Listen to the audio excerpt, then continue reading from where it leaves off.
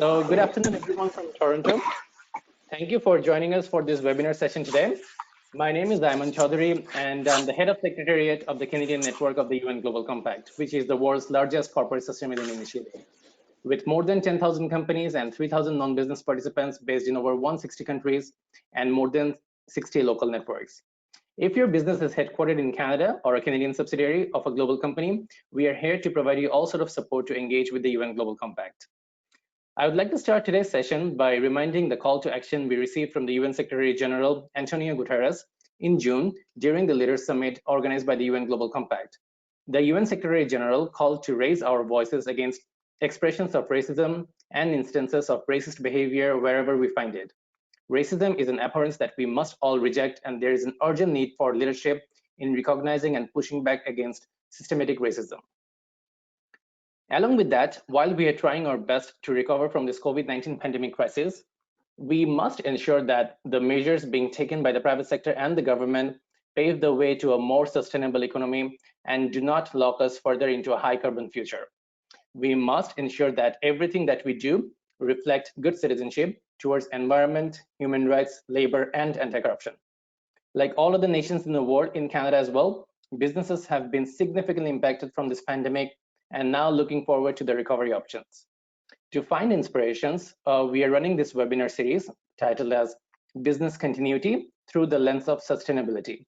And we already had 3 very successful sessions with the senior corporate leaders from TELUS, BlackBerry, Intercontinental Incorporation, BSF Canada, Scotiabank, the Baker McKinsey Canada, and also a session to focus on SMEs with WeConnect International and EcoBuddies.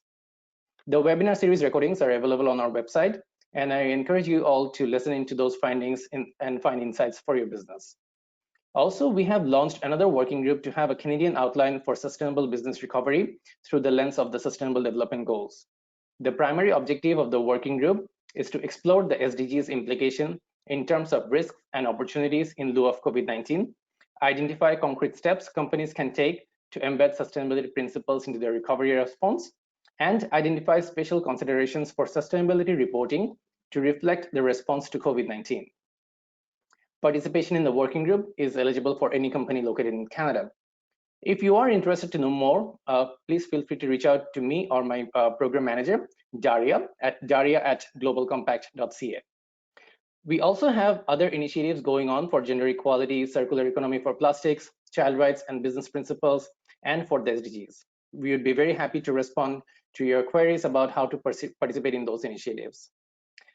All right, so going back to our webinar topic today, which is the business continuity through the lens of sustainability, we have 2 wonderful speakers today from the Export Development Canada and Global Affairs Canada, who will be speaking about their response to COVID-19 and how their respective organizations are supporting sustainable recovery.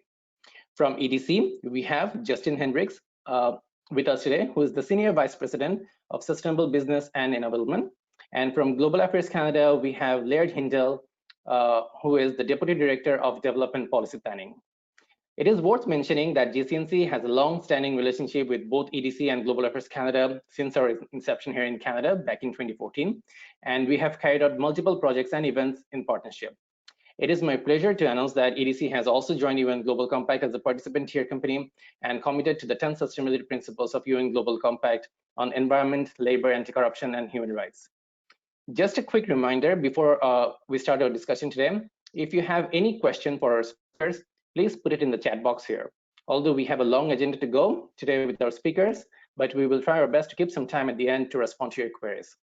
With that in mind, and without further ado, let's hear from our speakers, and I'll start with a question to Justin first. Justin, congratulations again to EDC for committing to the 10 principles of UN Global Compact. Can you tell us a little bit about how EDC is aligning its response to COVID-19 with the commitment to sustainability, and what role EDC is playing to promote a sustainable recovery here in Canada? If you could please start by briefly introducing yourself and EDC, that would be great. Certainly. So first of all, it's a real pleasure to be here with you, Iman, and all the guests and the the members on the phone. So a little bit about me, Justine Hendricks. I've been at EDC for 17 years. I've had a really interesting career from starting on the small business development side, moving along through different sectors, and then I did a bit of transformation work at EDC to last year be appointed to Senior Vice President of Sustainable Business and Enablement, which a big part of my portfolio is around corporate social responsibility and our efforts towards ESG. So to your question, Iman, maybe I should start a little bit by saying that we are very pleased and excited to be part of the UN Global Compact family. But perhaps for those that may not be as familiar with what we do at EDC, if I may say a few words about what we do. So EDC is a sustainable, self-sustaining crown corporation. We have a lifespan of over 75 years. And what we do at EDC is we help companies or Canadian companies be successful in international trade. Our core competencies is being international risk experts. So how do we actually help companies? So we can help them through either knowledge of trade, so equipping them with this knowledge so that they can be successful internationally. We can bring to the table some financial solutions, some insurance solutions, at times in partnership or at times directly. We also have some equity solutions that we can bring to the table. And last but certainly not least, we can also bring some connections internationally for those companies. And again, it's of all sizes. So your question was around, what's been our effort or what have we done around the COVID response? Let me begin by saying perhaps the obvious, but certainly COVID is an unprecedented crisis. And as I reflect on this crisis and what's made it such an impact, it's been around the unpredictability of it, particularly if I look back to the beginning of March or middle of March, where we all started to mobilize to better understand what was going on. And as a result of that understanding, trying to figure out what needed to be done at what time to be there for Canadian companies. And EDC would be doing that part and has been doing that part as an international risk expert in the overall equation.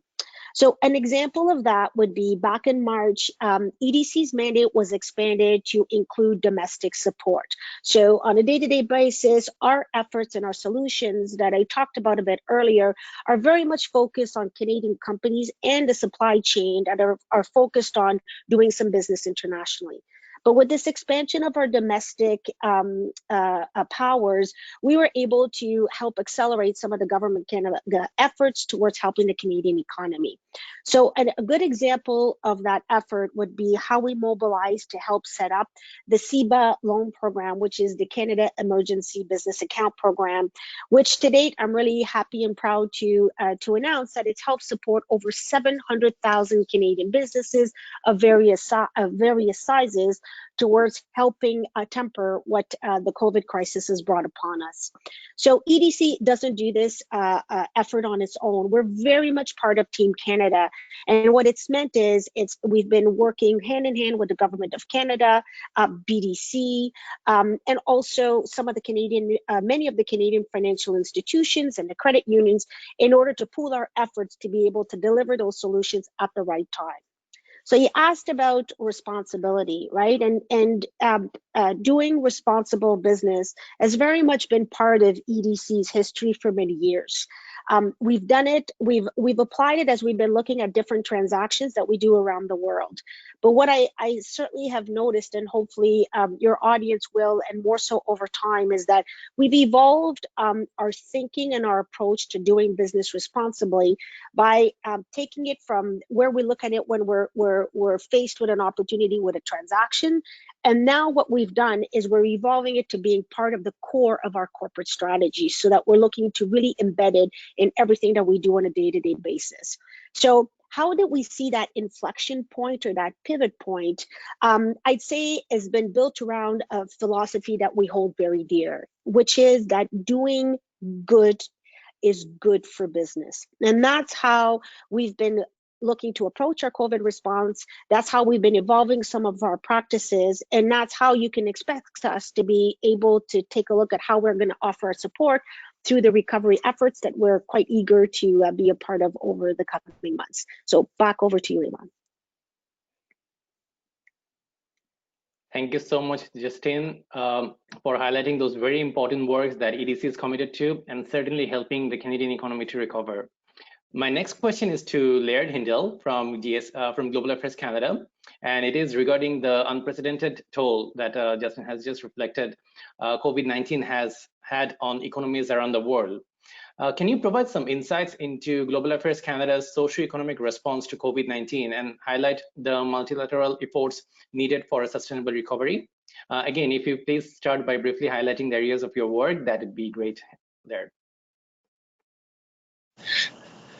Yeah, thank you, Ivan. And it's really great to be back with Global Compact Canada again today. It's been a couple of years since I've last had an opportunity to speak to the group and work with you. But the partnership between Global Affairs and the Global Compact is multifaceted, involving both our development side of the department as well as our trade commissioner service. So it's a really, as Justine talks about team effort, this is a team effort part of the Global Affairs Canada.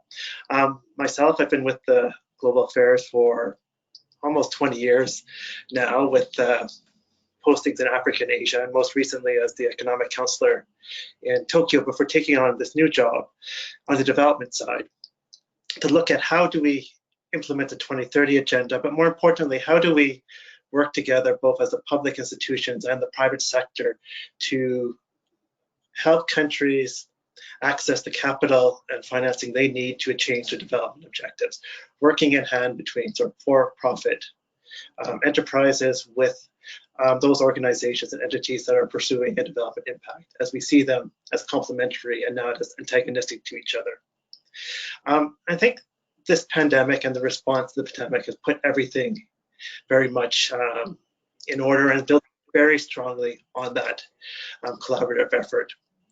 As Justine was saying, this pandemic is hitting countries, especially developing countries, both not only as a health crisis, but as a financial crisis, as a food security crisis, and as multifaceted, requiring a multifaceted response that no one country can proceed alone.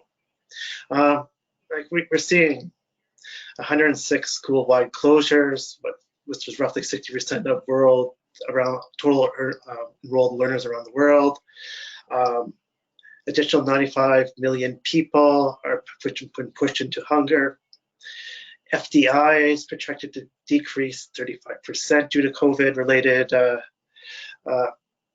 challenges. And importantly for many developing economies, is remittances are also decreasing by 20%. So they're facing not only a demand shock, but also a supply shock. So how do we get around to assisting them? But how do we also assist those who are perhaps the most vulnerable to these shocks, whether they are small island development states, whether they're least developed, but those countries that never have had it as easy a time to access global financial markets as, say, middle income or other developing countries. Multilateral response is at the center of what we've been doing, because we've realized from the beginning that we can't do this alone. The Prime Minister, Minister Champagne, Minister Gould have all spoken to the importance of working with our colleagues around the world to build a response that can support everyone, that will only get out of this if everyone is helped over the COVID hump. So one of the key areas that we've been looking at has been financing river development, as Canada has a history of working and thinking creatively around using our development finance tools to assist countries. This has led, especially at the UN, to a meeting in May, on May 28th, where the Prime Minister Trudeau, with the Prime Minister of Jamaica, Prime Minister Holness, and Secretary General brought together 50 world leaders to talk through what is financing for development in the era of COVID-19, and more importantly, beyond. How do we build back better? Over 50 heads of government participated, the heads of international organizations and the private sector representatives sort of got together to begin to bring together those various strands of discussions that are out there. It was a success, and now we're into phase 2, which has been an 8-week or an 8 to 12-week process of thinking through new and exciting ways to challenge the international community to help countries develop their markets, access financing, build back better, manage the debt crisis, deal with governance issues, and confront illicit financing. It's very vast, but we feel that there's a lot here to be done. A few follow-up meetings are happening in the near future. Next week, the finance ministers will meet to follow up on this, and hopefully, and then a head of government meeting later this year. But it's not just been in this area, it's sort of this convening that we've been pushing the multilateral system. Confronting COVID-19 has been a team effort across the federal government. Our colleagues at Finance Canada have led the charge around the debt repayments initiative. We've contributed to the IMF's over $1 billion to IMF to expand loans available to developing countries. And by and large, we've used our international assistance to support countries around the world to mitigate this initial impact and begin to prepare for building back better. Thank you. Wonderful. Thank you, Laird, for providing that global outlook and highlighting those critical multilateral efforts that we need. I'm trying to be a bit optimistic here and hoping that COVID-19 will phase away soon. However, experts are suggesting that the next big risk similar to this pandemic could stem from climate change. So my next question is to Justin, and it is, as Canada's export rating agency, how EDC is supporting the government of Canada's in its commitment to mitigate climate change risk. So thank you, Amin, for this question. And I guess, if we pause for a moment and think about this, aside from this health crisis, and I'm with you, I'm going to try to be very optimistic about it, or I certainly believe we have to be. Climate is perhaps one of the most important and complex issue that the entire world is facing. So certainly from an EDC point of view, as our role in the Government of Canada efforts, we are very much committed to supporting the Government of Canada's commitment to the Paris Agreement. But also, and what that agreement is trying to achieve is to help spur a transition from a Canadian perspective as our contribution globally to a low carbon and climate resilient future. I do reflect, as the pandemic has been evolving, if you go back to my early March, before it hit us very hard, I think in the early days, particularly as the government was announcing some of the emergency measures or the liquidity measures, I think there was a current where people were saying, just by virtue of the quantum of some of these envelopes, would that put in question or would that jeopardize, I guess, our commitment to climate? I find it really fascinating to watch how the rest of the world is reacting as they too are developing some of their plans. And my colleague Laird talked about building back better. That's certainly a theme that we're hearing across the board, trying to build towards more resiliency. And I think, without not getting off my horse of being optimistic, I think is a bit of a reality check that, we might get another wave, or also what we do in terms of efforts towards the global climate change issue is something that's going to prepare us for the long term versus continuing our focus on the short term. So that's what I would say is the underlying current to all of this, and which is really nice to see how governments are pulling together to be able to align our efforts and where our investments are going to go. So let me make it a bit more about EDC. So we've been really pleased to see with some of the actions we've done to date. And I should say that, we know that these actions are the beginning of many more to come and many more that's needed. But certainly in terms of demonstrating our commitment and our interest, we're happy to be able to report the following. So first off, in 2019, we issued a public independent climate policy at EDC, signaling to not just Canada, but to the rest of the world that we not only acknowledged that it was an important issue, but that we were going to do something about it. Earlier this year, we also published a target for ourselves towards the reduction of the heavy emitting carbon sectors within our financing portfolio. The reduction we've committed to is about 15%, and that represents about $3.3 billion in reduction of our lending book. And that is based on a baseline of what our book was at the end of December of 2018. Another leadership action that we've done is we were the first crown to actually acknowledge and sign up for the TCFD disclosure, or to acknowledge the recommendations from that task force.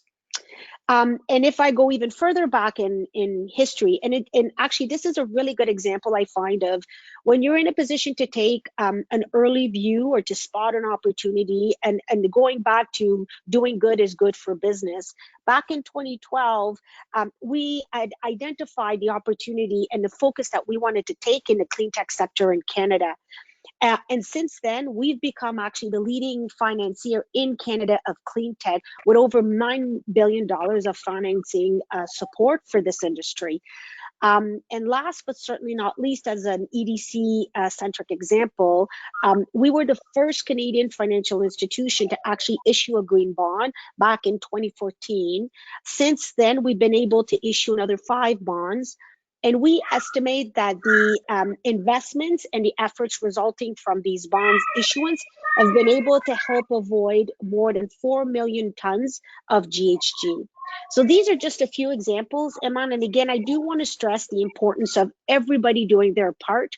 But to your question of the importance of climate and the issues to the future, it is very important. We take it very seriously at EDC. And the few examples I gave to you in the audience today is just, I guess, is just a starting point of where we want to put our efforts as the Canada effort towards this objective globally. Back to you. Thank you again, Justin, for providing that wonderful insight on the topic and kind of giving us a bit of hint about the next big risk. Definitely, now people are kind of doing everything to phase away from this COVID-19 pandemic, but we definitely need to future-proof whatever work we are doing and kind of see what are the other global risks that we are being exposed to, and see what else we can do to kind of not have this kind of disruption in future. So now, Laird, going back to the efforts that you have mentioned about the sustainable recovery, can you identify some of the key opportunities for recovery and growth and your work with the Canadian private sector on that? And how do you think Canadian private sector is engaged in this whole recovery process?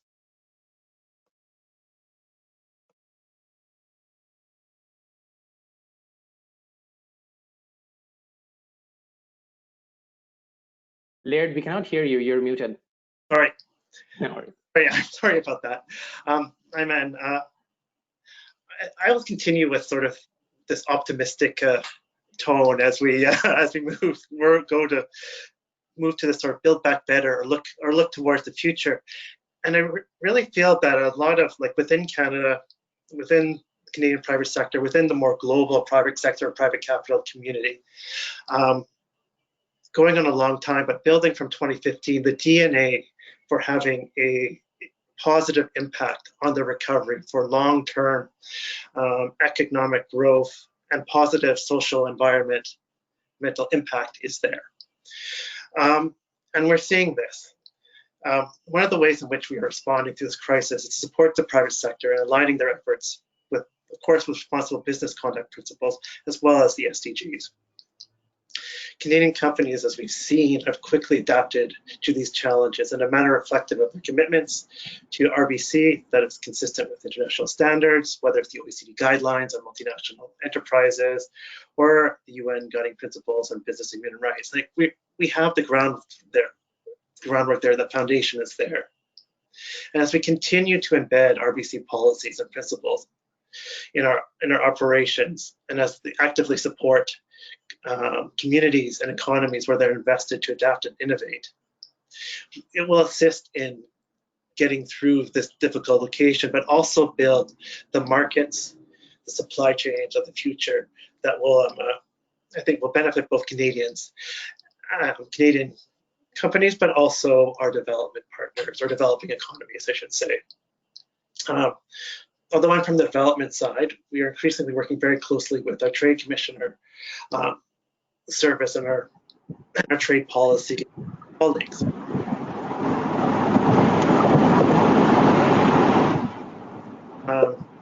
And with traffic going by somewhere, our Trade Commissioner service is providing support to Canadian companies impacted, whether it's by supply chain disruptions or others, and leveraging the network to support Canadian well-being.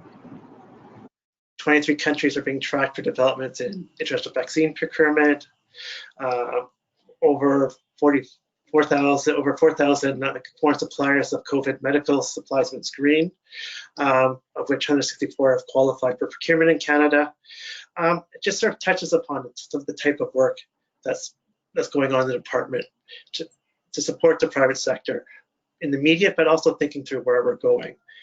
There is an enormous potential for the private sector to make a contribution to shaping and driving a more sustainable economic recovery. To this end, us on the international development side, we're looking to improve our relationships with the private sector, build partnerships, whether it's through co-financing initiatives, deepening our links with communities, or developing risk-sharing tools that can incentivize increased engagement or investment in developing or frontier markets. The private sector is and will continue to be a strategic partner for us as we move forward, as I mentioned before. But I want to circle back to the financing development initiative I mentioned earlier. And one of those themes is this Build Back Better. And part of this process, and the UN has held this, the Secretariat has been reaching out not just to sort of governments and policy types as myself, but also to the private sector, to think tanks, to thought leaders, to make sure that new policies and ideas that are developed aren't developed sort of in an ivory tower, that they actually can have real world implications and applications, that going forward that we can take the knowledge, you work with the private sector, take the knowledge, and then figure out where we can go and figure out where best placed the government is to invest versus where the private sector, and how we can build the development finance ecosystem in a way that will be able to respond not just to the health and financial challenges of today, but integrate those climate financing and climate dynamics that Justine was referencing just before. Thank you. Wonderful. You have highlighted some really great opportunities, Laird, and I'm sure our listeners today are taking some good notes of those. Now moving to one of the most important topics of this decade, the Sustainable Development Goals. As you all know, we kicked off 2020 as declaring it as the decade of action to deliver on the 17 global goals. However, this pandemic hit at a time when the SDGs were gaining traction and significant number of countries were making good progress. My question to Justin is, given this change in circumstances, how does EDC's commitment to the SDGs look like in post-COVID-19 economy? So thank you, Eman, with this question. And I guess since I have the mic, I'm going to take 30 seconds if you can allow me. And I just want to reinforce a comment that Laird made in his previous question. I'll bring back the ivory tower concept and you know how I think so many of us in government are working with private sector and trying to make sure that the solutions that we're bringing to the table are actually implementable, practical, and at the right time, at the right place. So very quickly, you know, when we started down this path and in the early days of the pandemic, very much the focus, because of this uncertainty, was about how can we bring some liquidity as quickly as possible to basically buy us time, right, to better understand what was going on as we needed to think through some of these problems. And again, I'll take an EDC example where, you know, we actually launched a product in the market, which we call the BCAP guarantee. And the market would have seen that in a very short time span, I guess based on feedback actually from companies and from our financial partners, realized that as much of the focus was on very short-term liquidity, in order to give a signal of confidence or for Canadian businesses to be thinking longer term, not just short term, we needed to change some of the parameters. So we expanded some of those parameters from a 1 to 2 year to a 5 year guarantee. So I just wanted to bring that to the conversation because what's certainly been fascinating, and I'm not professing that everything we've done is exactly right, but certainly the efforts, the combined efforts and the collaboration that we're all trying to put together through our understanding at a point in time of what's going on, balancing that with what we're seeing in the market and what stakeholders are telling us is very much, I would say, what the likes of Laird and I come to work every day for and are quite passionate about as well, to be able to deliver that. So back to your question with something that's very important, which are the SDGs. So again, about this pandemic and the shock wave that it sent to the world, um, you know, I think has really struck some proactivity from governments. And I see it as an opportunity for governments to say around the world, as devastating as elements of the shockwave has been, it's actually quite a unique platform for us to make some significant progress towards the SDG goals. Um, SDG objectives are such a powerful blueprint for business, government, civil society to achieve a better future for all of us. So what best than a pandemic and this shock to us to come together and to do it? And I think today we've expressed some of the examples or the efforts that we're trying to put towards that. Achieving the 17 SDGs could generate for the world, I guess, up to $12 trillion of either revenues or savings, and we could get there by 2030, which is not a small feat, but certainly a huge and tremendous impact. So I guess back to EDC, what have we been doing about it? So your question was about, our commitment. Are we committed? We are absolutely committed. One of the learnings I certainly had through the crisis as we've engaged with different stakeholders is, particularly in a time of crisis, how it actually brings out your values and how important it is to not be afraid to communicate these values. I'll say despite the crisis, because often the values are what helps you get through the crisis. And Laird certainly attributed to that with, the building back better, focus on having a recovery that's resilient to prepare for the future. So about 2 years ago, EDC started its commitment or wanted to engage on being more transparent. And what we did in order to do that is we created a framework that we based on 6 SDGs that spoke to EDC, or those that we felt were closest to our business, where we knew we could make a difference.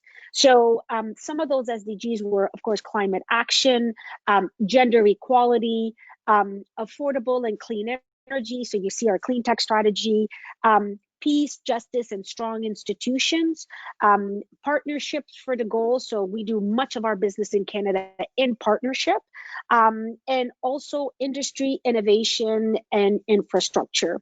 So this framework has really has been a guide for us in terms of some of the activities we've been doing, not just internally at EDC, but it's guided us through some of the choices we've made of key sectors we invest our capacity and our time with. And I'll take gender equality as an example. So if you take gender equality, it's really held our feet to the fire in terms of even guiding us internally through some of the leadership roles or women in leadership roles at EDC, which I recall even 5 years ago, we decided for ourselves that we need to put some more emphasis on that. Also, the gender equality in our focus are women. We've aligned ourselves to the Government of Canada Women Entrepreneurship Strategy. And back in 2018, we launched our first national strategy, which was specific to women in trade or women-led businesses. And the objective there is to double the women-led or women-owned businesses that are involved in trade, which today stands at about 16%. So as part of that commitment, what we did is we announced an envelope of about $250 million to invest towards supporting this effort. If I look at our scorecard to date, we've been able to support through some of our products and our solutions about 229 women-led or women-owned businesses, which represents about $1.5 billion of facilitated trade. Perhaps to some not enough, but certainly trade that may not have happened if we hadn't been able to put that focus. And as well, we've been able to assist an additional 227 women-led or women-owned businesses in some of our services through our trade knowledge and also connecting them directly to opportunities internationally. So to your question, what is our commitment? Or maybe the question should be, is our commitment still there? I'd actually say our commitment is there now more than ever. I talked earlier before about how the evolution of our journey at EDC has been about looking at it from some of the transactional work that we do to now embedding it as part of our strategy. we're seeing this framework that with the 6 SDGs that we've selected can really help guide us to where we need to go in support of the recovery that's upon us. And certainly, we're not going to slow down our efforts as we kind of think of new sectors that may emerge for Canada, areas where we can make a significant impact towards supporting from a climate perspective. And what that equates to is how we're going to allocate some of our capacity and time at EDC towards those SDGs that we've identified in our framework. Hopefully that helps answer the question, Aman. No, thank you so much, Justine, for that added clarification on Lair's point, and also for that very positive note on the SDGs. It feels really good, like when other private sector leaders who participated on the earlier webinar sessions kind of reflected the same. And although we were a little bit of a concern that, okay, whatever traction we were gaining through at the beginning of the year, that might go away. But now I'm getting the feeling that nope, it's not the case. People are still very much committed, at least the companies who are doing responsible business, they're very much committed on the SDGs. Laird, as you have participated in the high-level political forum that took place last month, what would you say that are some of the main takeaways from the HLPF, and how has COVID-19 affected Canada's SDGs priorities internationally? Also, we would love to hear your thoughts on how do you see private sector playing a more direct role in supporting Government of Canada's commitment to the SDGs? Okay. Well, thank you. Thank you for the question. And it's always, well, it's great to hear when I hear from Justine talking about how EDC has taken the SDGs to heart. And then I think through sort of everything that GCC has done over the years around bringing Canadian private sector together around the 2030 agenda, whether it's through your webinars, whether it's through the surveys you have done, or the SDG awards that you've created, because it really speaks to the dynamism that is there within the 2030 agenda, within Canada around 2030. And I just would like to start from a very sort of simple point. The pandemic has not changed the way the Government of Canada sees the 2030 agenda. It's like, as Justine mentioned, the 2030 agenda is the roadmap for the international community. This pandemic, if anything, has reinforced the need for progress on the 2030 agenda and the 17 SDGs. Now, there has been a lot of discussion, are we off track, are we going to get there, and all these sort of things. And I sort of like to sort of leave that off to the side. There are challenges, and we need to be honest about them. Will we get to all 169 targets and perfect on all 230 indicators for all 194 countries? We don't know, but I don't think that's the issue. It's how do we get there? How do we work together? And it really goes back to how do we work as partners, whether it's in the public sector, whether it's in the private sector, to advance our shared objectives, which the SDGs creates that frame. And a lot of the challenges we're facing right now are already embedded in some of the questions or those targets within the 2030 agenda. So if we would have achieved some of those health targets or some of those resilience targets or the climate targets, we may not be having some of the challenges we have today. But I am very positive that we will see progress going forward, and the private sector is integral to that. And they've been integral from that from the beginning, and that is recognized not just in the goals themselves, but also in the declaratory language that surrounds the 2030 agenda, which I feel was a significant step forward from the MDGs. But even the past 4 or 5 years, the relationship between governments and the private sector around the SDGs has changed. I would say perhaps at the beginning that we were speaking maybe a bit past each other, talking about the same objectives, but with a different vocabulary. I think that's changed. We've been trying as a government through our work in New York to really bring together private capital and private sector with governments so we understand each other, so we can better work together to really drive forth those linkages. And it's been a challenge, but progress has been made. So the HLPF in itself has changed over the past 5 years, I think, based upon some of the work led by Canada and Jamaica, who is another one of our co-leads around the Cooper Friends of SDG financing that's driven forward this, the need for increased private sector engagement on the SDGs. And we're seeing this in a couple of ways within the HLPF, but also I'd like to take note of the Financing for Development Forum, which takes place in April each year, which is to support the Addis Ababa Action Agenda on Financing for Development, which in some ways is the means of implementation. It's how do you finance this thing? And there are two very important conferences or meetings that have begun to improve over the past few years. One on the margin of the HLPF, there is an SDG private sector forum that has been occurring.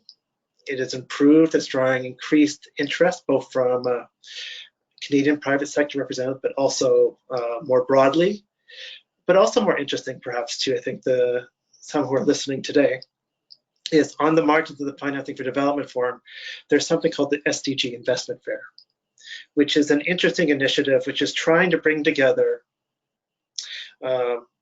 opportunities in developing countries with capital and private sector know-how from more developed markets to try to build the economies of the future and to drive progress towards the economic and social objectives of many countries. So a lot has changed, a lot has improved. So there's things within that UN SDG structure where for those companies and those investors who are interested, that they can latch onto and really run with. And I think I have colleagues at Global Affairs and our mission in New York that we can be pleased to help put people together in advance of next year's meetings. The private sector, of course, has an important role as we rebuild economies, and this is what we'll be seeing as the focus of the HLPF next year and probably in the years to come, is how do we rebuild our economies, how do we rebuild our societies. We'll see increased focus on ESG investing and ESG related initiatives as part of both the HLPF and Financing for Development, but also attempt to, I think, build coherence between the HLPF process, but also if we think about Paris and the COP processes around climate changes, we're talking often about similar opportunities, and there is a desire to sort of create some harmony and coherence between them. And that's an important message for, I think, governments to hear, because I hear it in my discussions with investors and others, is we have all these different meetings going on, but let's bring it together into something that makes sense. We can't be everywhere over time, and we really need to focus on where we go from here and on our, whether it's a corporate plan, whether it's on for a country or government, their development objectives. So I think there's a real effort to be able to bring things together that will both assist governments, but also assist private sector to better engage with governments and opportunities that are out there. We're also working through using blended finance to unlock additional investments. It's increasingly part of the International Assistance Toolkit. Many of you know it's rather somewhat new for Canada, although we do have a bit of a history. There's TINDEF Canada, which is a collaboration between EDC and Global Affairs Canada. It's doing really exciting and interesting work in this space. There is Canada co-chairs at the OECD, a transparency working group for the Tree Hita Karana roadmap for blended finance to better encourage greater transparency in blended finance transactions, to better understand, for parties to better understand what's actually going on and what are the market opportunities there. This is also, of course, hand in hand with the IFC at the World Bank, given that they are probably the world's largest DFI in a sense. But I have to say that there are there's going to be more opportunities for the private sector going forward, not just, I think, with Global Affairs, whether it's through new partnerships, through our International Assistance Investment Program and other development programs. It's through better understanding the environment that we're working in to ensure that we are building the ecosystems that will allow businesses to advance, to enter new markets, to invest confidently where the rule of law works, but also thinking through what will come next. And as I mentioned before, we don't have all the answers, and that's where increased information exchange is only going to help us. And that is something that Global Affairs is very much committed to doing going forward, is how can we work better together to drive progress on the SDGs. And I just want to do one shout out to colleagues at ESDC and the SDG unit who are leading sort of the more domestic implementation of 2030 agenda. That I think the vision that Global Affairs has internationally is one that's very much shared throughout the federal family and with our colleagues who are looking at that more domestic focused implementation. So there's not only just opportunities, I think, to work with like Global Affairs, whether it's on our trade side or with our development practitioners to advance the SDGs, but also with our colleagues at the SDG unit to look at what does this mean domestically. It's also important for them to hear sort of the thinking coming from Canadian private sector representatives, Canadian investors, and what makes sense for them for when they hear about and the SDGs are being seen as this roadmap, as this narrative for international action. I think it assists their work and also assists ours. So I hope that gives a few of my thoughts.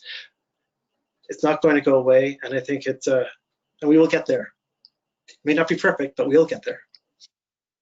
No, wonderful, Laird. That's actually like a very positive note, and it's good to know that the government of Canada is still looking at the SDGs as the same priorities. And as you have mentioned, like maybe the COVID has kind of reinforced some of the SDGs, how we were looking at it before. So definitely, these are really positive notes. And thanks for your clarification on that, the work that the SDG unit is doing on the domestic side, like preparing our first national SDG strategy paper. I'm really hoping that once that strategy paper is out, that's going to give Canada a really good direction on how we can achieve the SDGs and make the maximum impact on the SDGs by the end of 2030. So that's all good. Justin was just looking at the questions here that we are getting from the attendants. And one question I see for you, what was the TFC disclosure that Justin mentioned? I think you mentioned something about the transparency disclosures, maybe something about that. Can you just explain that a little bit more? Certainly. So it's the task force on the climate change that was struck, and some of the recommendations that stem from that EDC signed up for. So as part of the TCFD disclosure, that means that every year moving forward, EDC is committed to being transparent about what we're doing towards that effort, and it has several components. So we are on our second year, I believe, of reporting out on this disclosure, and every year is expected that we're gonna evolve the model. So this year we talked a lot about the governance. So how are we governing around some of those climate risks internally at EDC? How we have set up ourselves and how do we report out against them. And this work is what has helped us towards the objective that we gave ourselves, our target of 15%. And the work that we're continuing now this year is towards bringing even more specificity around some of the level 2 emissions and what are they going to mean from not just our portfolio, but overall Canada's contribution towards the Paris Agreement. So hopefully that answers the question that came from your audience. No, definitely it does. Thank you so much for responding to that question. We are almost at the end of the session now. Is there any other kind of ending notes that you'd like to leave for our attendants, or any other interesting initiative or exciting initiative that you'd like to share with our attendees today? Coming so up from... I can... Yep. Yeah, certainly. So maybe I'll kick it off. So, maybe to close on a bit of a reflection, and I love what my colleague Blair was speaking about in terms of, it's one thing to be said for the amount of effort and initiatives that are sparking up, but I think a theme that I'm seeing more and more, it's the focus on initiatives. You might go with a bit less, but you really want to drive towards the impact and the outcome. Hopefully it's not too much of my positiveness that's coming through here, but I do see that that's a change from perhaps some of the efforts we've done before. But as I reflect on all of this, certainly what I've seen COVID has sparked, there's not just the innovation or this fundamental desire, I think not just from the government, but from private and other institutions to deal with what's in front of us now, but do it with a view that we have to be better for the future. And I would argue that that may not have been as prominent in past events that we've had to experience. But what it's caused, which has been really fascinating to watch, is the amount of engagement, I would say, the elevated engagement that we've had, whether it's interdepartmental groups, Lair was talking about his domestic colleagues and things like that, engagement, Canada versus the rest of the world, Canada within its own business communities and its sectors, Canada or EDC within financial institutions. And I have to say, man, like I've never seen as much as I have in my 17-year career. So where I get a lot of my positiveness is that actually these engagements have really helped to deepen some of our relationship with some stakeholders. I would not argue we're not there before, but there's nothing like living through a crisis towards coming together. And I think how we're seeing it evidence, I think, has been through some of the solutions that have come out in the market, this willingness to kind of evolve rapidly so that we're kind of all on the same page and really ensure that we're delivering something that has impact. I guess gives me a lot of optimism towards, what we have to do for the future. I will say, though, what it also calls out to me and perhaps to some others on the webinar is, all of us in our own roles, whether you're government or private enterprise and so forth, how you engage or your capacity to engage, I think your model there has to evolve. Because I would put forward that maybe we didn't quite do it as intensively or extensively before, and it'll evolve with time. But I think that core engagement or that exchange is going to be so critical as we kind of continue our work towards the recovery. Thank you so much, Justin. That was a wonderful remark, and I completely echo with what you have said. And we are also seeing so many more new partnership initiatives are coming out because people are realizing that the challenges that we are facing, it's going to be really, really difficult to tackle it alone. But if we work as a group, if we find the like-minded people who can support us with the things that we want to do, it's going to be really easy for everyone to achieve those great things. Laird, do you have any living thoughts? Well, I think back to about 5 months ago, I guess, sort of when I first moved from the office to my new office in the dining room.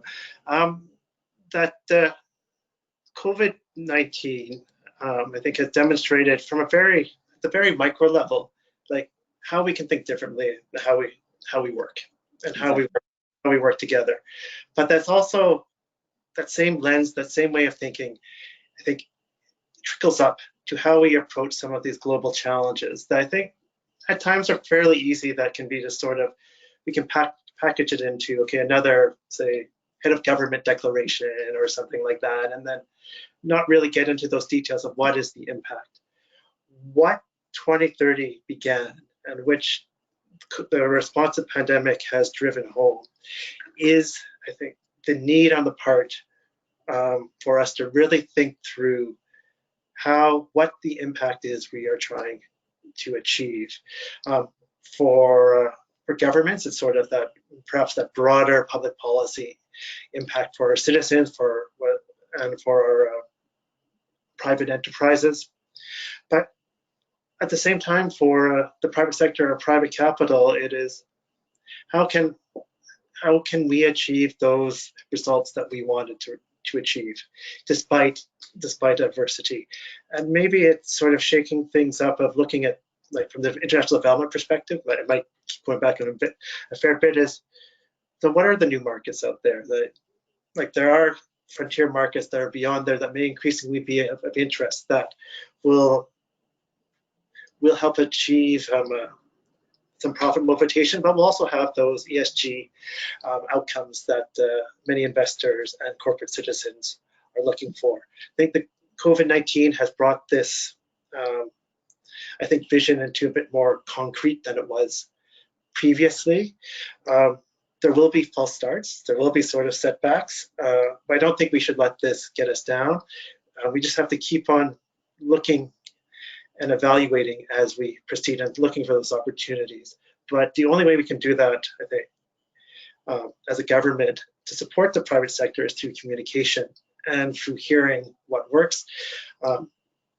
Like for global affairs, it might be the work of our Trade Commissioner Service. I know it's the partnerships EDC has with its clients as well as they have this information exchange system. And from this on the international development side, it's that expertise, that knowledge that the private sector has is something that we can take back and think through how we can build better programming with greater impact and with new partners. So I am optimistic about where we're going, and there's going to be more opportunities for collaboration. So please be in touch and get a hold of us if you have questions, and see where we can go from here. Wonderful, wonderful. Thank you so much, Laird, for that wonderful remarks. We are almost at the end of the session. Just one other question popped up on my screen. It says, what can be done more to engage business or Canadian companies to support Canadian government's effort in promoting gender equality in Canada and globally? Any examples of work done? Before I move to Justin or Laird, I just wanted to highlight the work that Global Compact Network Canada is doing on that. So for the last 3 years, we have been working with the Department of Women and Gender Equality at Government of Canada to develop a blueprint for gender equality leadership in the Canadian private sector. And we were very happy to have EDC's involvement in that project too. And right now we are at the very kind of end of that project implementation, and we are almost done with preparing our blueprint. The blueprint will be officially launched in October, and will be available. We'll be doing like a Business for Gender Equality Summit on December 2nd to officially launch the blueprint to the Canadian audience. So please stay tuned. Please subscribe to our network email and get those exciting updates. And Justin, anything else would like to mention from EDC's side that you're doing to help government's effort in promoting gender equality in Canada, or Laird?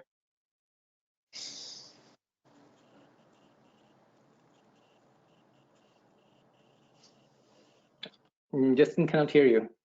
So very quickly, own internal practices at EDC. So, you know what I'd offer. Oh, can you hear me now? Your voice is breaking a little bit. But can you hear me now? Yep, I can hear you now.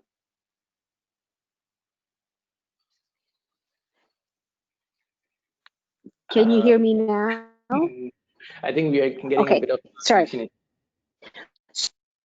So what I was quickly going to say is, you know, we mentioned earlier about some of our efforts we've been. Okay.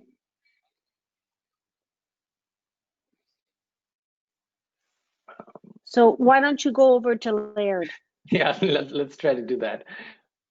Okay. I hope you can still hear me. Yeah, we can hear you.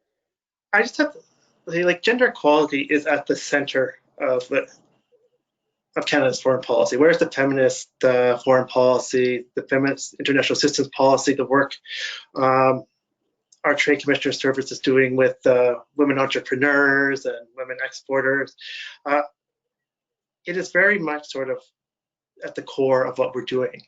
And as we look back at sort of the 2030 agenda, we see the SDG 5 as sort of that entry point to actually have a multiplier effect across the 17.